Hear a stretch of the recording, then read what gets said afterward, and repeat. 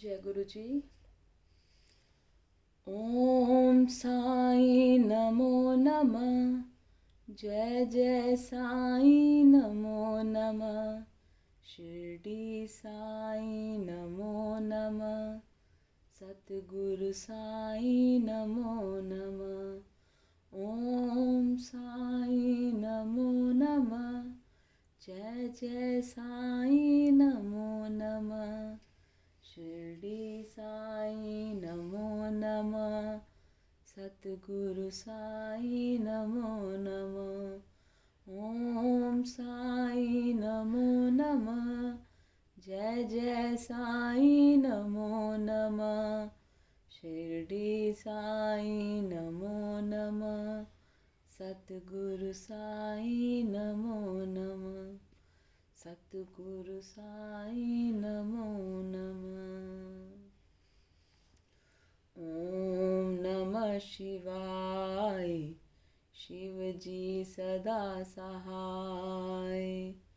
ओम नमः शिवाय। गुरु जी सदा सहाय। शिव जी सदा सहाय।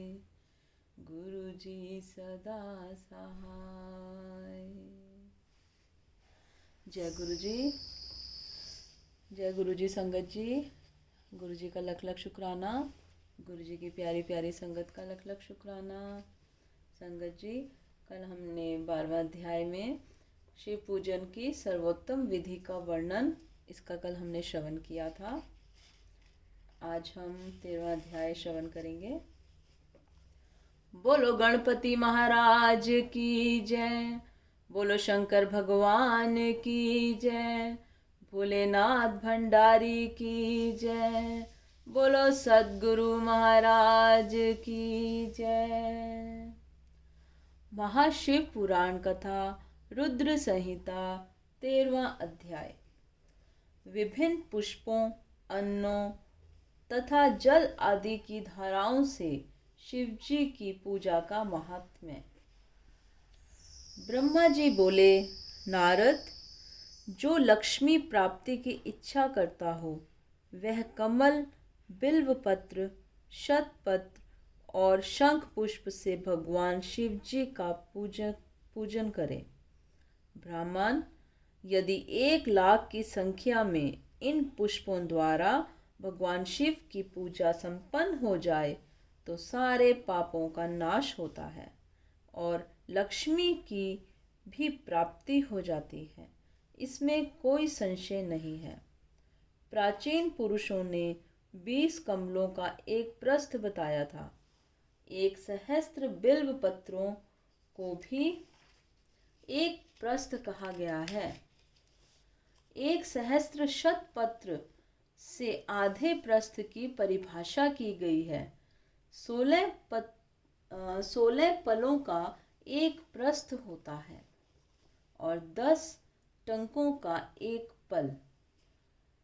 इस मान से पत्र, पुष्प आदि को तोलना चाहिए। जब पूर्वोक्त संख्या वाले पुष्पों से शिव की पूजा हो जाती है तब सकाम पुरुष अपने संपूर्ण अभीष्ट को प्राप्त कर लेता है। यदि उपासक के मन में कोई कामना न हो तो वह पूर्वोक्त पूजन से शिव स्वरूप हो जाता है।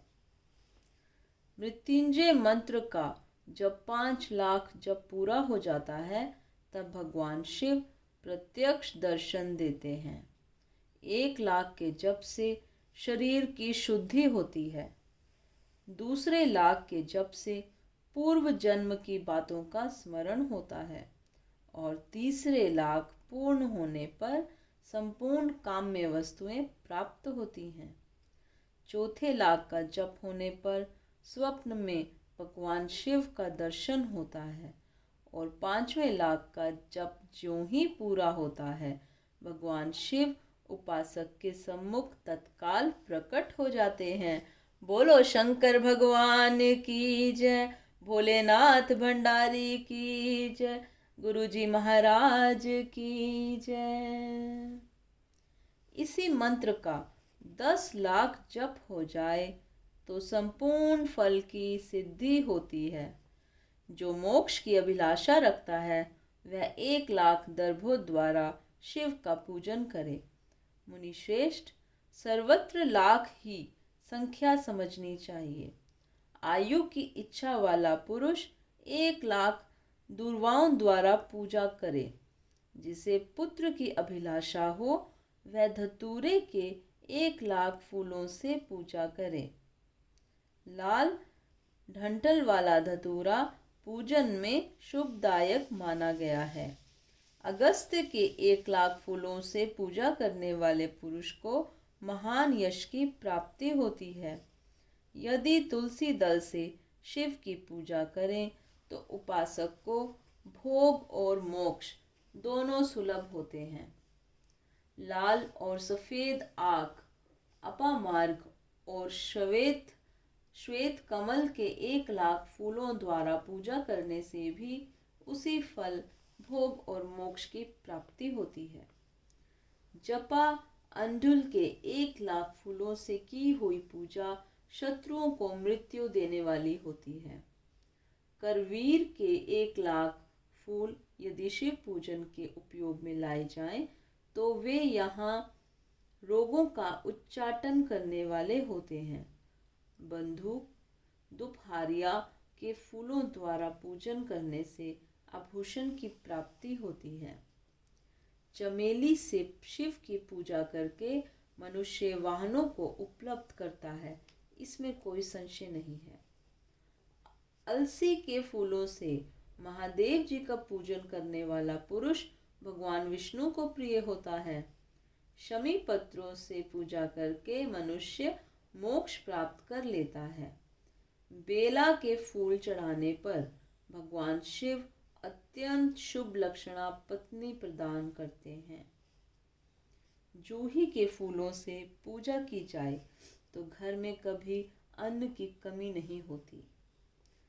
कनेर के फूलों से पूजा करने पर मनुष्यों को वस्त्र की प्राप्ति होती है।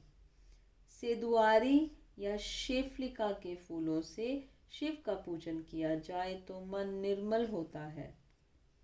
1,00,000 बिल्व पत्र चढ़ाने पर मनुष्य अपनी सारी काम्य वस्तुएं प्राप्त कर लेता है। श्रृंगार हार, हर श्रृंगार के फूलों से पूजा करने पर सुख संपत्ति की वृद्धि होती है।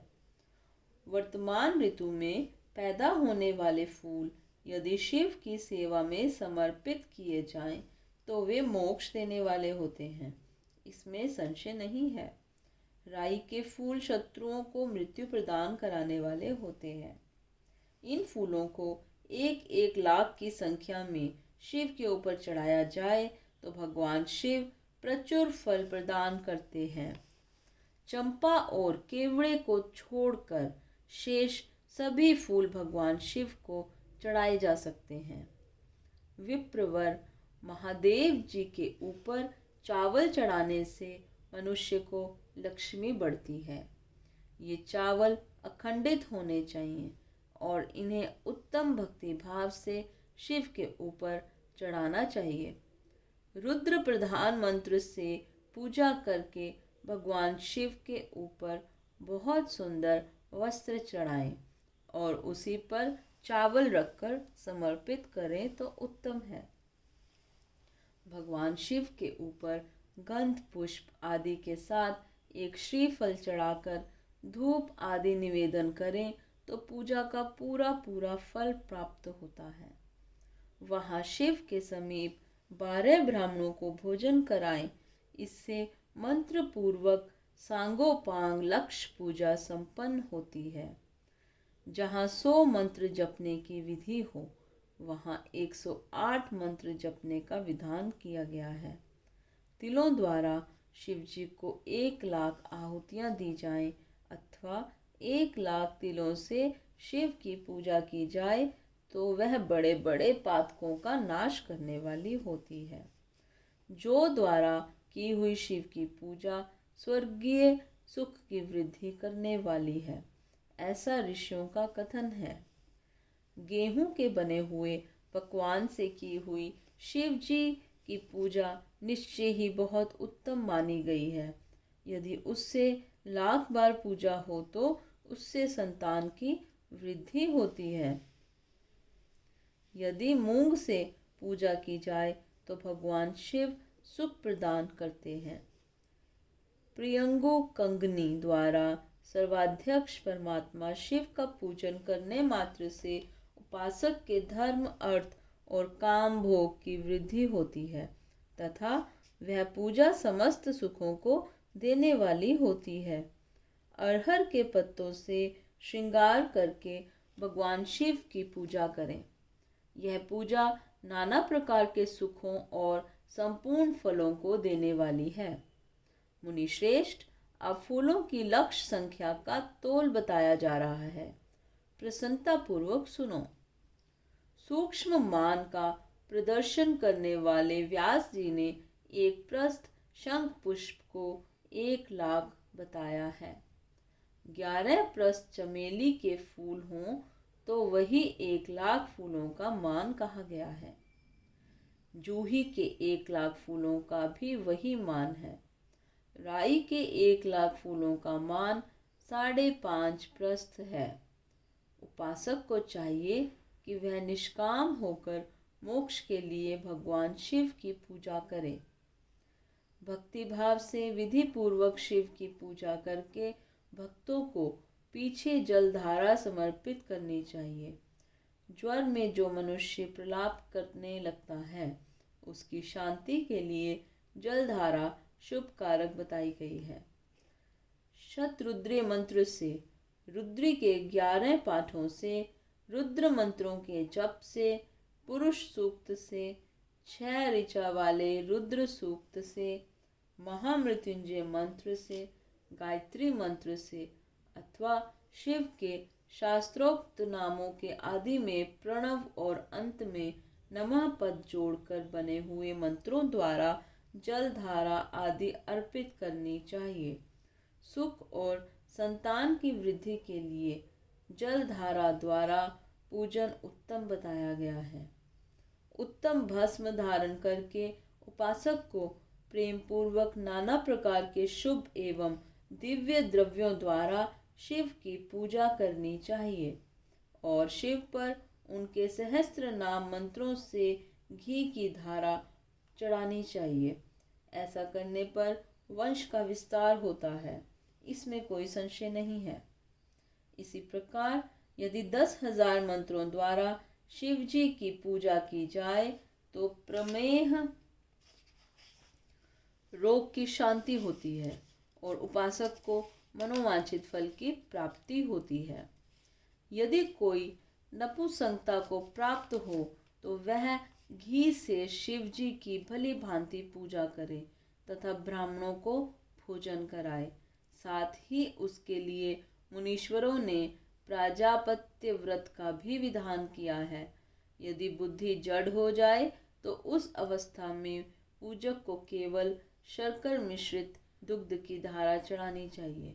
ऐसा करने पर उसे बृहस्पति के समान उत्तम बुद्धि प्राप्त हो जाती है। जब तक 10,000 मंत्रों का जप पूरा ना हो जाए तब तक पूर्वोक्त दुग्धारा भगवान शिव का उत्कृष्ट पूजन चालू रखना चाहिए। जब तन मन से अकारण ही उच्चाटन होने लगे, जी उचट जाए, कहीं भी प्रेम ना रहे, दुख बढ़ जाए और अपने घर में सदा कलह रहने लगे, तब पूर्वोक्त रूप से दूध की धारा चढ़ाने से सारा दुख नष्ट हो जाता है। सुवासित तेल से पूजा करने पर भोगों की वृद्धि होती है। यदि मधु से शिव की पूजा की जाए तो राज यक्ष्मा का रोग दूर हो जाता है। यदि शिव पर ईख के रस की धारा चढ़ाई जाए तो वह भी संपूर्ण आनंद की प्राप्ति कराने वाली होती है। गंगा जल की धारा तो भोग और मोक्ष दोनों फलों को देने वाली है। ये सब जो धाराएं बताई गई हैं, इन सब को मृत्युंजय मंत्र से चढ़ाना चाहिए। उसमें भी उक्त मंत्र का विधानतः 10,000 जप करना चाहिए और 11 ब्राह्मणों को भोजन कराना चाहिए। इति श्री महाशिव पुराण कथा 13वां अध्याय समाप्त। कर्पूर गौरम करुणावतारम संसार सारम भुजगेन्द्रहारम सदा वसन्तं हृदयारविन्दे भवं भवानी सहितं नमामि। भवं भवानी सहितं नमामि। ओम नमः शिवाय। शिवजी सदा सहाय। ओम नमः शिवाय। गुरुजी सदा सहाय। ओम नमः शिवाय। शिवजी सदा सहाय। ओम नमः शिवाय। गुरुजी सदा सहाय। शिवजी सदा सहाय। गुरुजी सदा सहाय। शिवजी सदा सहाय। गुरुजी सदा सहाय। जय गुरुजी।